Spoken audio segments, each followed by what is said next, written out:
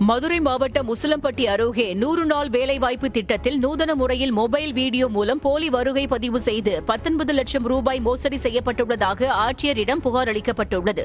மேக்கிழார்பட்டி ஊராட்சியில் நடந்த 100 நாள் வேலைவாய்ப்பு திட்டத்தில் இந்த மோசடி செய்யப்பட்டுள்ளதாக சமூக ஆர்வலர் ஞானசேகரன் மற்றும் மேக்கிழார்பட்டி கிராம பொதுமக்கள் ஆதாரங்களுடன் புகார் அளித்துள்ளனர். இதில் வட்டார வளர்ச்சி அலுவலர் உள்ளிட்டோருக்கு தொடர்பு இருப்பதாக குற்றம் சாட்டும் பொதுமக்கள் சம்பந்தப்பட்ட அதிகாரிகள் மீது துறை ரீதியான நடவடிக்கை எடுத்து பணத்தை மீட்க வேண்டும் என்றனர். இந்த செல்லுக்குள்ள இருக்க படத்தை முத கொண்டு கையை பிடிச்ச கை இது இந்த போட்டோ இது மூணுமே அந்த லொகேஷன்ல எடுத்தது. இது அவங்க வீட்டுல எடுத்த போட்டோ, இதுவும் அவங்க வீட்டுல எடுத்த போட்டோ. இது பாத்தீங்கன்னா அந்த லொகேஷன்ல மொபைல்ல எடுத்த வீடியோன்ற பதிவுக்கு நம்ம ஆதாரப்பூர்வமா இந்த புகார் நம்ம கொடுக்கறோம்.